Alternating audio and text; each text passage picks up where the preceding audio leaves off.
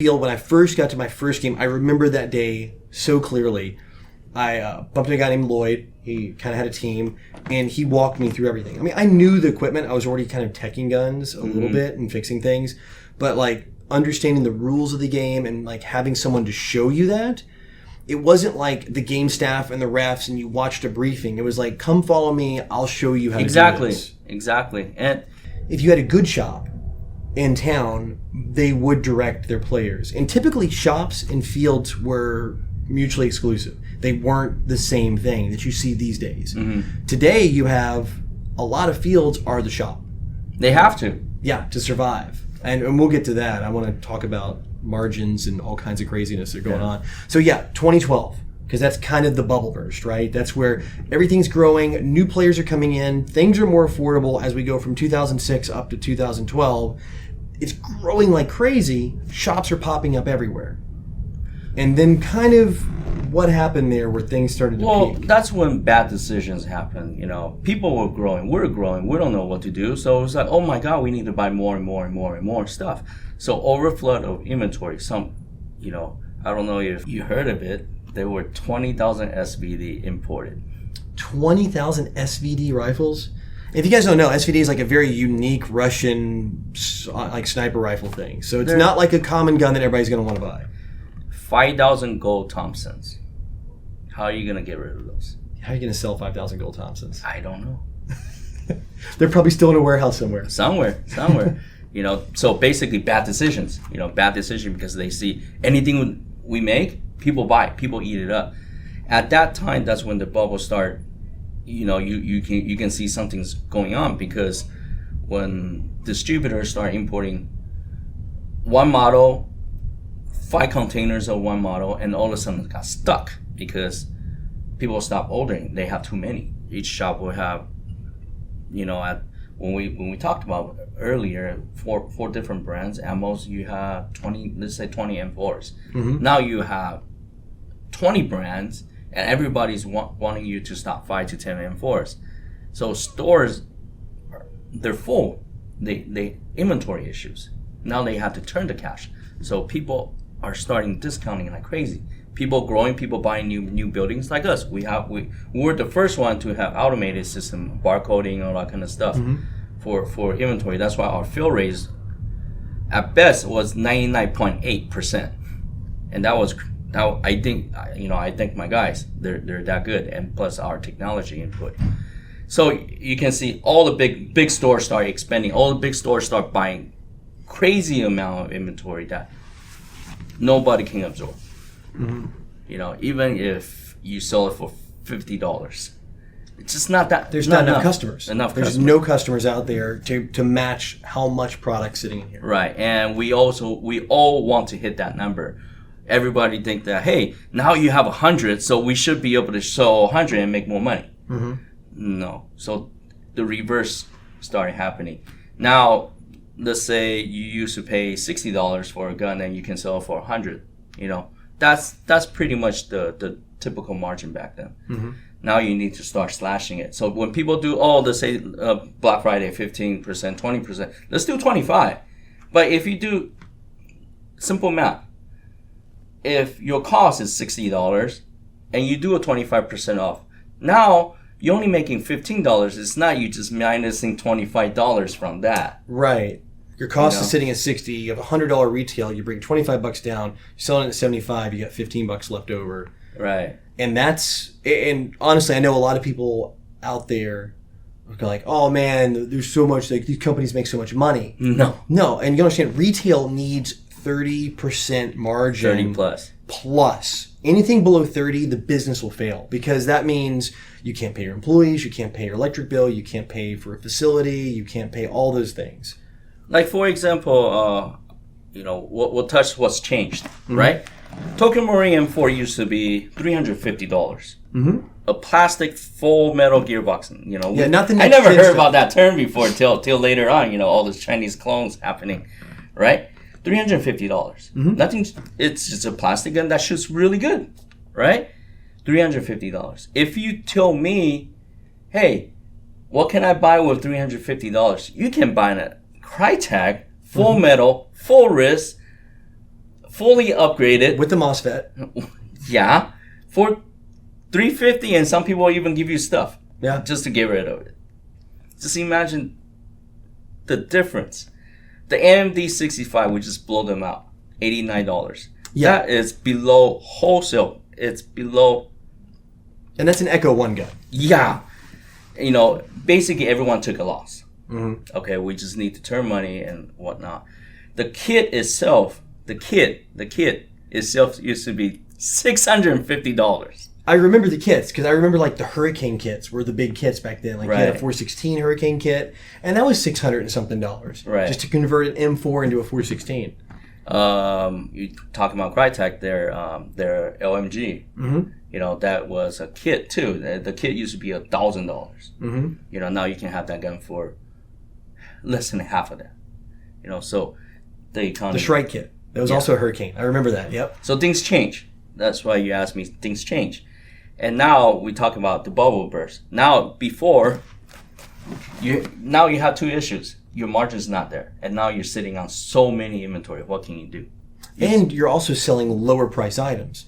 So before, if you have a $300 item with 30% margin on it, that's pretty good money. But now you're selling $200 items with maybe 30 or even less margin on it. You have margin dollars. Now here's a lesson in economy right here. For everybody's watching, I'm sorry I'm going to bore you with the economy lesson. But yeah, it's margin dollars matter too, because even though you're selling things at 30 points or percent, however you want to count it, margin, if it's a cheaper item, you're taking in less money and you have less money to operate a business. That's where the map pricing comes in, Right. because the distributor started noticing that. So wait a minute, how can I, spend hard-earned money to go buy this stuff in from, let's say, the factory, and I need to make my margin 20 points, or paying 11 points on the 11 points meaning percentage Right. on license fee. Mhm. Okay, so I'll wholesale it to you at a price. Why are you selling it cheaper than my invoice price? It makes no sense, but we're doing it. Yeah, and that's where the coupon codes. I think that's what it was, the war of coupon codes, and that was big. God, like just maybe a year or two ago, even still current. No. It was basically like you say, yeah, endless coupon code, endless. It used to be okay. It got to 35% at one point. We'll run special during slow season, like let's say July to September, October. But because everybody's expansion, they need to pay their employees. Okay, because they need to hit the target number to make people happy. Maybe their wife or girlfriends or whoever's, right? So they're saying, hey, the numbers are dropping. How can I bring it back? Let's do discounts. Sure, you'll bring back the number, but your margin decrease dramatically. Okay. Now going back to map price. So distributor was like, hey, with your discount, and have you ever looked at how much you're selling? We don't care at that time, because we really need to just turn to keep my employees around. Right. Keep your payroll going. Keep paying the rent. Yeah. But you're digging a hole down, right? So they're like, no, we can't do this, because now I can't. You guys, once you dump it, you stop buying it from me. Distributor's gonna die. So they were like, okay, you know what? We gotta cut this coupon code kind of off my own brand. So that's therefore the MAP policy, minimum advertising price. Right. And most of the companies I've seen US-based distributors have influenced, at least imparted MAP on their more premium items. I've seen. Now, like consumables don't have it. Like you don't see MAP pricing on like BBs and green gas and things like that. But you do see MAP pricing on, let's just take Elite Force. I think it was probably one of the first to really come in. I think Elite Force and Jag Precision were like the first two to really at the same time enforce a MAP policy on their products. Which is good. We applaud them from, listening to us, seeing the, look at what we're presenting them, the feedbacks, whatnot. But, like earlier conversation we had, there are issues with them too. So MAP is enforced at the distribution level. So I know that. So like if someone breaks minimum advertised pricing, so let's say it's going to sell for $100 and that's as low as you can advertise it, and somebody puts it on their website for $80, then it's kind of up to that distributor to go to them. But there are some big guys out there, not talking about you, but like there's some big guys in the past that say, okay, I've got to move this. I just, to heck with the policy. I'm sitting on 200 units of this thing. I've been here for a year and a half. I'm going to drop it to $80, whatever, and get it going. Well, you as a distributor, you do not want to piss off your big customers. Right. You're going to keep talking to them. Like, hey, you know, so-and-so is putting pressure. I don't want to hear it. Can we do something about it? So it will negotiate back and forth, but while at it, they still violating the policy. They don't care. We're just looking at it. It went from a hobby to a numbers game. Mm-hmm. It went from somebody you play in the backyard with friends and whatnot to a numbers game. Well, it became a business. Right. Like anything you do for a living, if it ceases to become that fun little hobby you go play, and now it becomes your full-time job and your livelihood and your ability to keep paying your mortgage and pay your car notes and all the things that come along with that. Right. So if you're going to, you know, people were breaking maps. Mm-hmm. They have to. Somehow, somewhat. Not everybody. And that hurts mom and pop shops because they thought this would have curved the situation. But, you know, everyone has to realize behind the curtain, people still making deals. Yeah. Now, again, too, with MAP, it just means you can't advertise it. It doesn't mean that when certain stores can work deals at the store level when a customer walks in. It just means you have to have that price advertised up there. And I know in some industries, yeah, and this hasn't happened in airsoft yet, but in some industries I've seen, like when I've done shopping, hey, for the lowest price, put the item in your cart. In a shopping cart. No. And I've done that even on tackier sites. Like I bought like a plate carrier. It's like, we can't advertise how low this deal is, but if you put it in your shopping cart, then you can see how cheap it is. See, that sounds good for a consumer, but in business standpoint, we don't want to see that. We never want to see that Pandora box being open. Mm-hmm. Why? Because the margins are already low, right? Imagine this: if Jonathan distributor selling me the Scar for $200, right? You make your $20. You told me that, hey, you should be able to make $60. Let's just say that. We'll give you more than 20. We'll give you 25%, you know, margin, and that's how much of the market will take. And that's the map. Okay, I don't want you to break it. You know, this is low enough. We should be able to move it if you do it right, right? But if we have, like you said, put the item in the shopping cart, it will reflect even a lower price. Right. Just think about that. Now, whatever that we thought would have protection, we messed up ourselves then, you know. So when people complain about MAP policy, whatnot, we all have to look at it. If you keep wanting to have cheap products, cheap deals, how about the seller?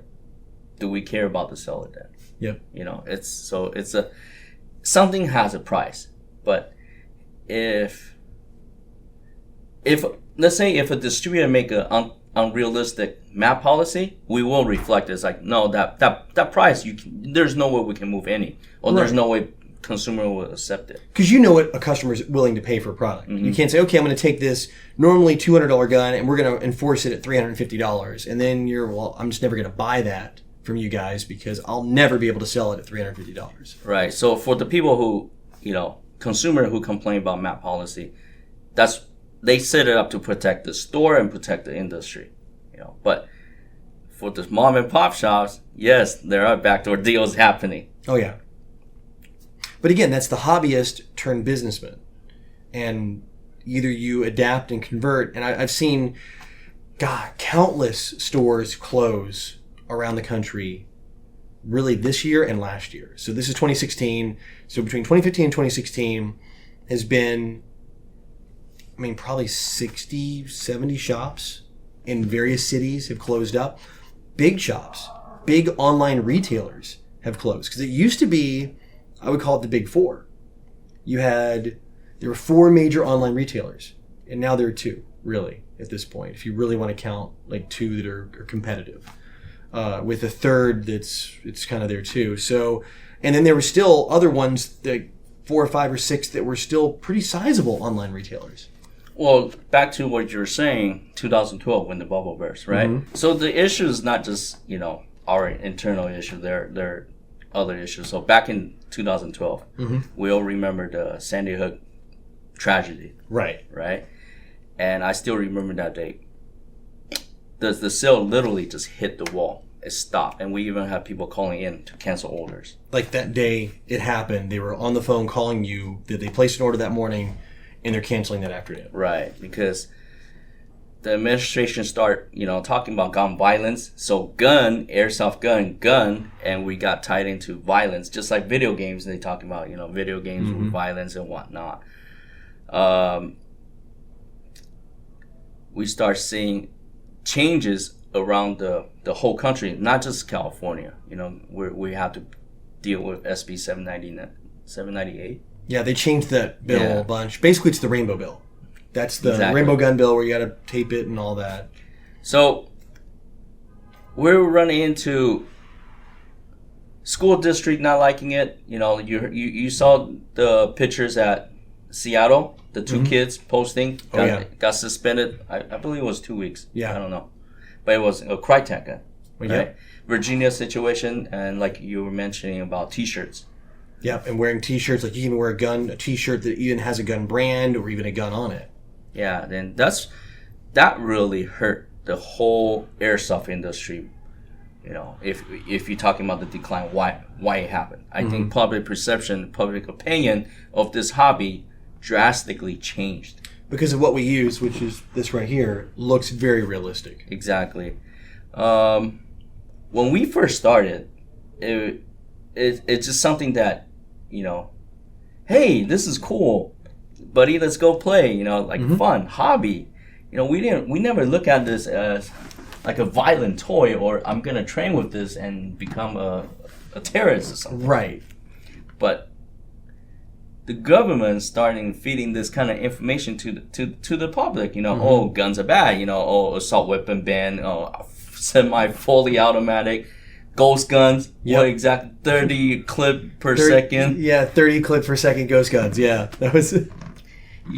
So, and the funny thing is, when governments start doing that, the gun industry ballooned up. They call Obama or whoever the best salesman. He is. He's the best firearm salesman on the planet. Say what you want, he is the best firearm salesman. Unfortunately, he's that because the anti-gun sentiment in the whole, political climate really, really hurt our industry, our airsoft hobby. Because we were talking earlier about it being, older players early on, and then the affordable guns came in, and then the cheaper stuff showed up, the more affordable, and it brought younger players. It's like under 16.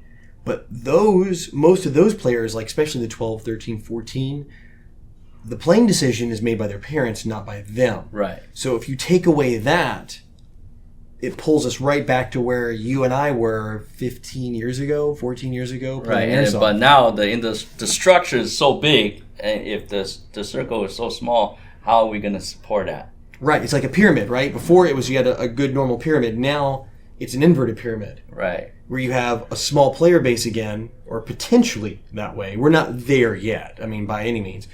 But a huge infrastructure of retailers and distributors and all that. So that's why we've seen these shops close down. We've seen big retailers merge, go out of business, close up, get acquired by other companies. So that's been the big change here the past year. And Walmart. Yeah, they got out because, just like Walmart in California, they stopped selling, at first they stopped selling all the ARs, then they stopped selling pump shotguns and rifles. And now they don't even try, a lot of them down here, you can't even find air guns anymore. So I think it's just a liability. All it takes is one good lawsuit. Exactly. And, okay, it's done. But even like Dick's and Academy Sports have been weaning out their sections. Well, Academy is in trouble. Yeah, Academy's in a lot of trouble. And so, if we talk about like the GP airsoft guns, look at it. Right now, I think you still have the Bass Pro, Cabela's, and some other 20, 30 chain store around the mid-section of the country that's still doing well. Other than that... But with Walmart out of the game, I think it hurts a lot because I think Walmart introduced a lot of players. Walmart and Amazon. Yeah, and Amazon you can't sell either. For them, well, They changed the policy.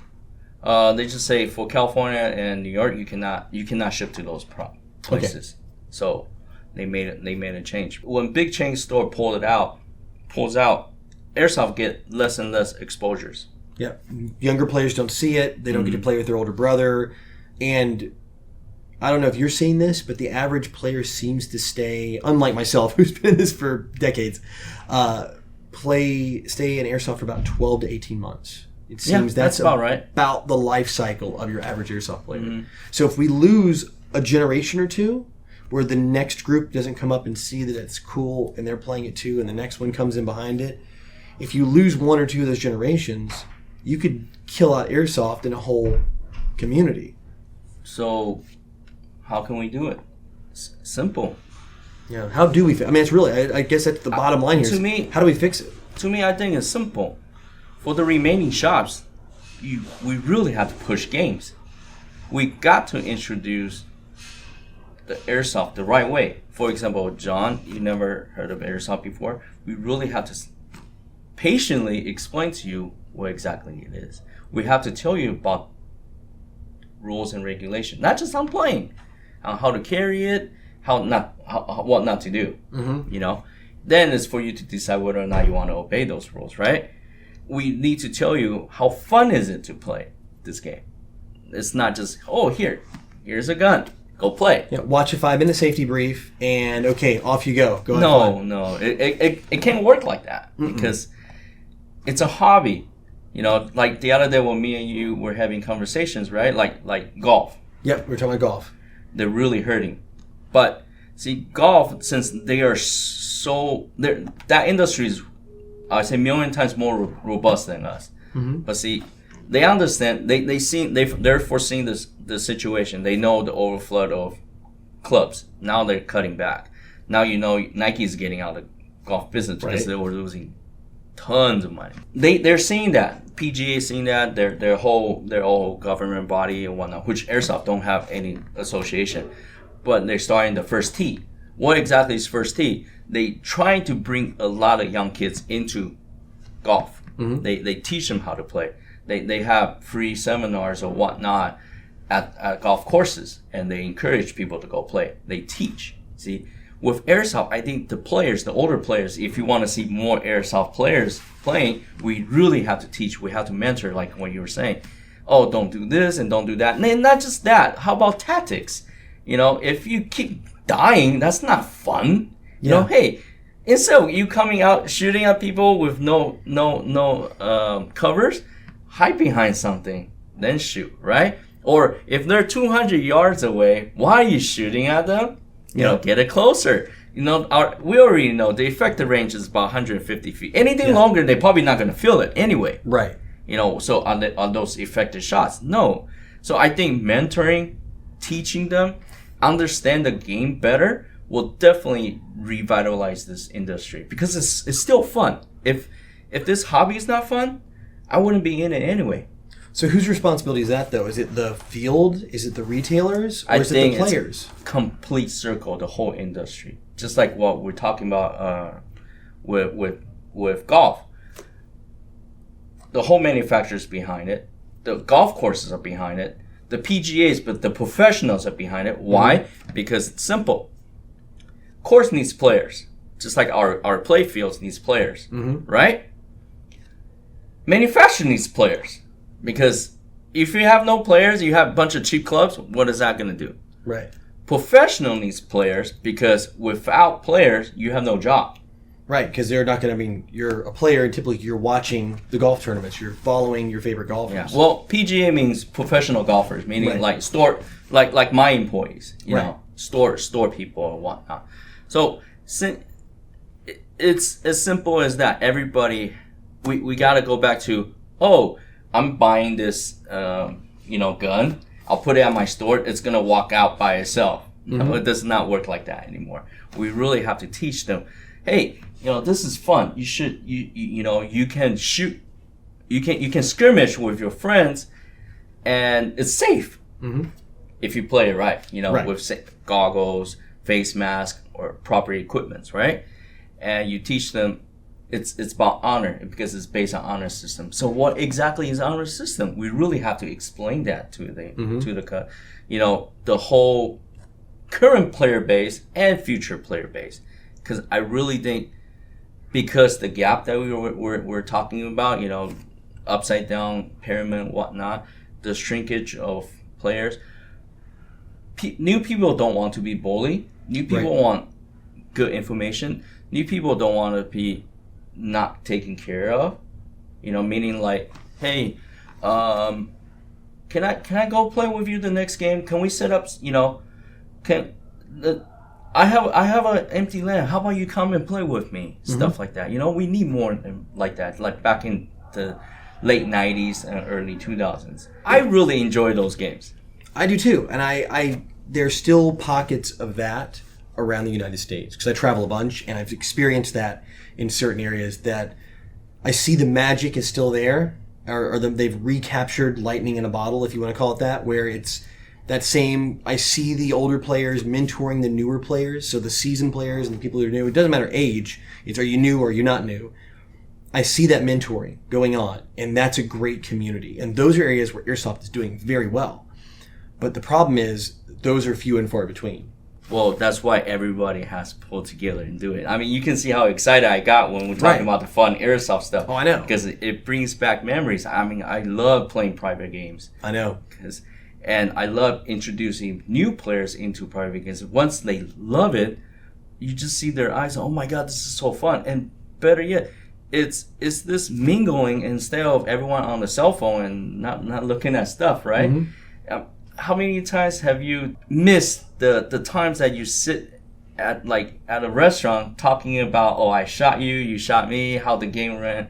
We used to go to Cece's Pizza after every game, and that was our routine. And it was also even in between games. You got finished with the game, you'd go sit in the waiting area, the staging area by the cars, and all share your stories. Because that's really what Airsoft's about. It's about sharing the stories and having that fun with your friends and people you've never met before that now are going to be your friends.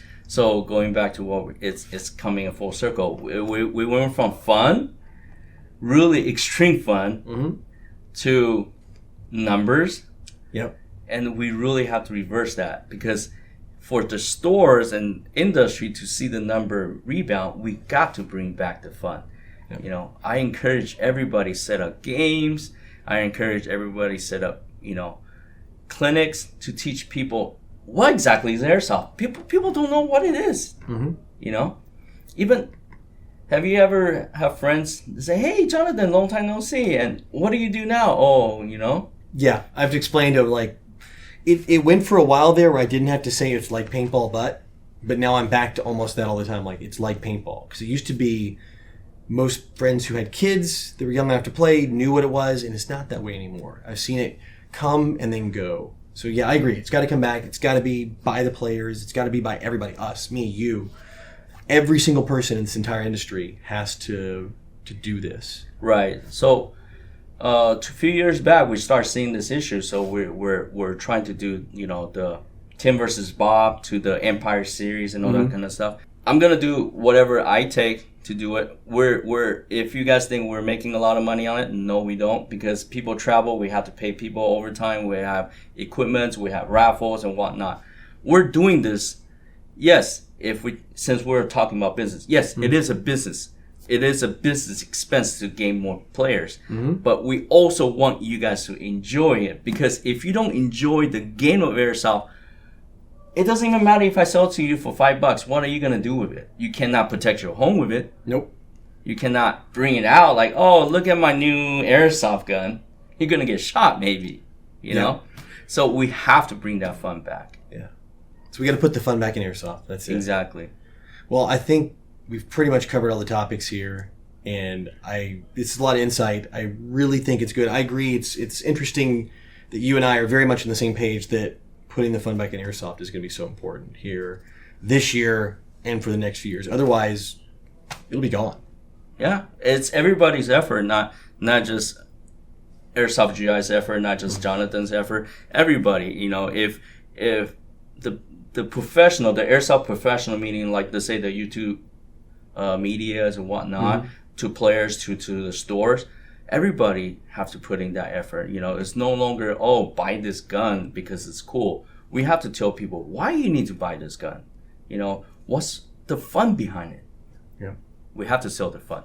So put the fun back in yourself. Exactly. Walter, thank you so much. Appreciate you sitting down and sharing some insight and some history and Yeah. taking me through memory lane here. I was able to No, relive some. I want to go play airsoft right now. I get excited. You know, I am. I want to go have a was- private game or something. You know? Exactly. Bring some No, we people up. should. We do. We need to. You know, seriously, I've been talking to myself. It's like, hey, all these people would burn out, like, let's say, buddies from like other distributors, whatnot. They used to be players. all of us did. You know, maybe we can set up a game somewhere and just we'll do our own things, have fun. Yep. And then try to bring that fun and Yeah, because copy it back into the industry. it's tough. Everybody got fixated into numbers. So if we can bring back the fun, maybe people can have a refresh idea to how. Yeah. Remind us all why we started doing this for a living. Exactly. So, So yeah, that'll be fun if we can be do fun. it. all right. And you're invited. All of you. Even you, especially you. You're coming. Thanks All right. again. Thanks, Walter. Appreciate All your right. punch, man. Have a good one. Cool. Thanks.